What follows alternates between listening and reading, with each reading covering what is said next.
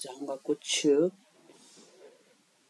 इसके बारे में। तो पिट्यूटरी ग्लैंड के बारे में बात करूँगा आपके साथ। कुछ पिट्यूटरी ग्लैंड की जानकारियाँ जो भी मेरे पास है वो मैं आपके साथ शेयर करूँगा।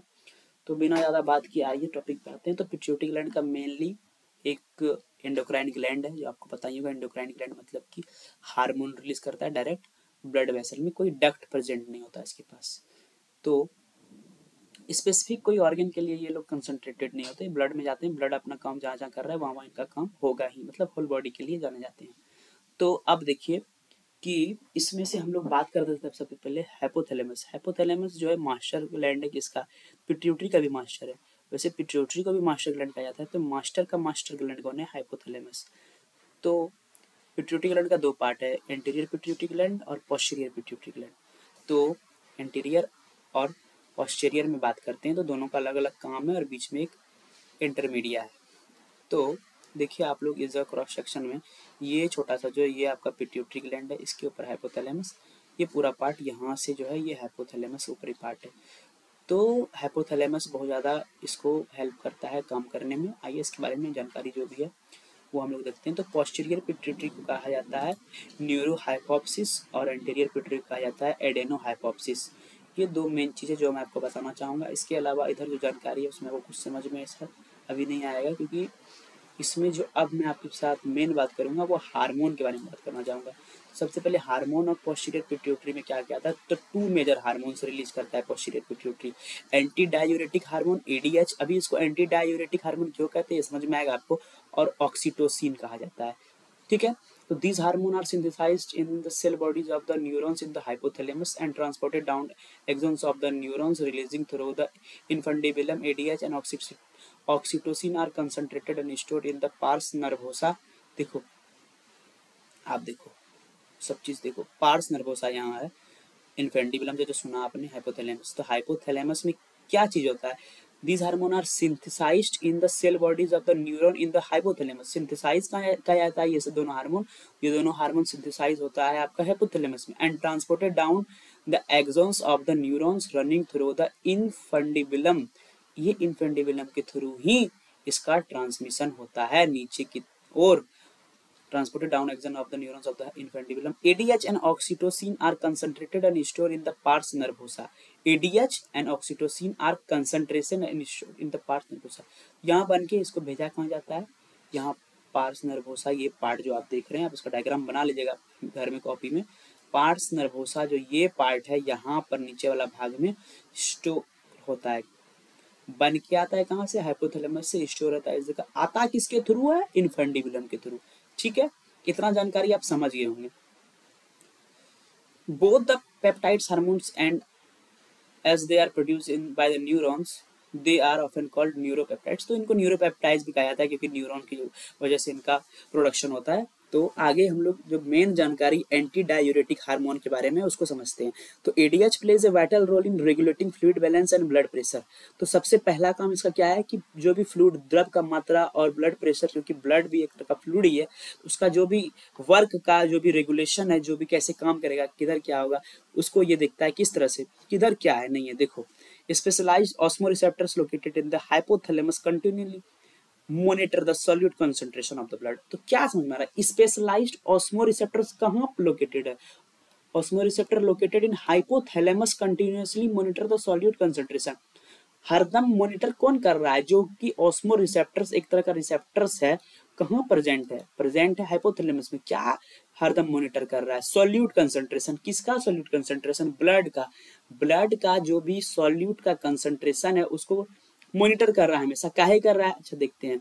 When the body loses water, बहुत अच्छा, जब बॉडी लूज करता है वाटर को, फॉर एग्जांपल कैसे लूज करता है वाटर को, थ्रू स्वेटिंग, अच्छा दौड़ने धूपने से बहुत ज्यादा ब्लड लॉस होगा, ड्यूरिंग एक्सरसाइज, बहुत बढ़िया, और following vomiting and diarrhoea. Diarrhoea और वोमिटिंग में तो ब्लड लॉस आपका फ्लूइड लॉस या वाटर लॉस तो होगा ही। डिहाइड्रेशन होगा ही, डिहाइड्रेशन में occur and the plasma solute concentration rises. This is detected by the hypothalamic. देखिए हाइपोथैलेमिक ऑस्मोरिसेप्टर का काम पता चला, हाइपोथैलेमिक ऑस्मोरिसेप्टर का काम पता चला। इसका काम क्या था, ये क्या मॉनिटर कर रहा है, ये मॉनिटर कर रहा है सॉल्यूट का कंसंट्रेशन ऑफ द ब्लड। तो ये मॉनिटर कर लिया, अरे अब तो मेरा बॉडी में बहुत ज्यादा पानी कमी हो गया ये सब काम करने की वजह से। तो अब क्या करेगा, hypothalamic osmoreceptors which initiate the release of ADH. तो ये जो है हाइपोथैलेमिक ऑस्मोरिसेप्टर्स कहाँ है आपका, पहले ये देखिए आप, इस जगह होगा कहीं इसमें, ये बताएगा कि बहुत ज्यादा कम हो गया है। तो अब जो है ये इसको बोलेगा कि यहाँ जो कंसंट्रेट करके रखा है, जो हम सिंथेसाइज करके दिए थे, तुमको बना के दिए थे अपने पास से, उसको छोड़ो, बॉडी में ब्लड का मात्रा में बहुत ज्यादा कम वाटर बचा है अब।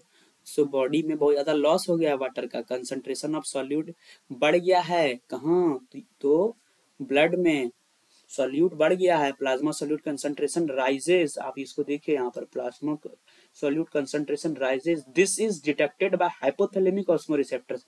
उसमें रिसेप्टर क्या बोला, अरे बढ़ गया है बहुत ज्यादा मात्रा सॉल्यूट का, पानी कम गया है। तो अब बोला इनिशिएट कर दिया release of ADH from the posture pituitary. तो पोस्चर पिट्यूटरी से बोला कि निकालो अब। तो ADH primary act on the kidney. तो अब कहाँ से सब काम होगा आगे, रीऑब्जर्वेशन का काम कहाँ से होगा, तो किडनी से होगा। किडनी एक तरफ से सब निकलता है यूरिन की मदद से।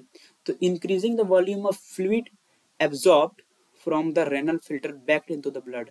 मतलब एब्जॉर्ब जो किया है रेनल फिल्टर, जो कि जिसके बाद ये डायरेक्ट आपका ब्लडर में जाके स्टोर होता है, वहां को से बोलेगा, उससे पहले कि थोड़ा सा हमको बैक करो, क्या हमको बैक करो वाटर फ्लूइड को इनटू द ब्लड, ब्लड में डालो फिर से। This reduce volume of urine produce. तो इससे क्या होगा कि बहुत ज्यादा मात्रा में फ्लूइड जब बैक कर देगा ये ब्लड को, तो बहुत ज्यादा मात्रा में यूरिन कम जाएगा। तो इसी सब कारणों की वजह से इसको क्या कहा जाता है, एंटी डायूरेटिक हार्मोन। का है कि एंटी डायूरेटिक, यूरिन का जो भी कंसंट्रेशन कोई कम करने में, मतलब यूरिन का जो भी, यूरिन में जो भी वाटर है उसको कम करने में मदद कर रहा है। तो इसके वजह से urine being darker and more highly concentrated. तो इस हाईली कंसंट्रेटेड का मतलब क्या हुआ कि बहुत ज्यादा यूरिन में अब जो है बहुत ज्यादा कंसंट्रेटेड होगा, वाटर का मात्रा कम जाएगा। By increasing fluid reabsorption back into the blood, ADH plays normalize the solute concentration of blood। मतलब इससे अब क्या होगा, नॉर्मल हो जाएगा सॉल्यूट का कंसंट्रेशन ब्लड में। ठीक है, पहले क्या हो गया था, सॉल्यूट बढ़ गया था। अब देखिए एडीएच ऑल्सो रिलीज। अब एक और काम क्या होता है कि जब आपका ब्लड प्रेशर घट जाता है, तो प्रेशर बढ़ाने के लिए भी आपको जो है किडनी से मांगता है ये reabsorption ADH, increase blood volume which then start to increase blood pressure. तो ब्लड प्रेशर बढ़ जाएगा आपका। ठीक है, this normalisation of blood pressure further enhanced by ADH as a acting as a powerful vasopressor.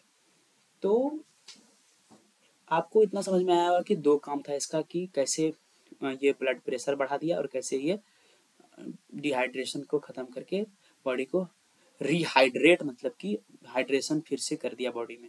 तो अब एक तरह का जो डिजीज होता है डायबिटिक इंसाइपिडस, उसमें क्या होता है, पेशेंट बार बार पेशाब करता है बहुत ज्यादा, 3 से 20 लीटर पेशाब। Patient with DI can not concentrate their urine resulting in polyuria, large volume of urine 3 to 20 liter are usually produced if not treated. This can lead to a severe dehydration. DI is rare, बहुत कम आदमी को होता है, लेकिन होता है तो पूरा पेशाब होता है। फिर अफेक्टिंग अराउंड 1 in 25,000, 25,000 में एक आदमी को हो सकता है, कोई बड़ा बात नहीं है। ठीक है, तो ये आप समझे कि जब सिक्रेशन जो है जब रिड्यूस हो जाता है इसका एडीएच का, तो क्या होगा, ये नहीं बता पाएगा उसमें रिसेप्टर की सॉल्यूट का मात्रा बढ़ गया ब्लड में, तो नहीं बता पाएगा। तो बहुत ज्यादा बार बार यूरिन बनते रहेगा, यूरिन बनते रहेगा तो स्टोर होगा ब्लडर में, ब्लडर में स्टोर होगा तो निकलते रहेगा। तो ये एक डायबिटीज इंसाइपिडस एक बीमारी आपको पता चल गया आज। ठीक है, और तो इसमें कोई आपको काम का चीज नहीं है। तो दूसरा हम लोग बात करते हैं ऑक्सीटोसिन के बारे में। ऑक्सीटोसिन डायरेक्ट ब्लड में रिलीज होता है हाई कंसंट्रेशन की मदद से, बहुत ज्यादा कंसंट्रेटेड होता है ये।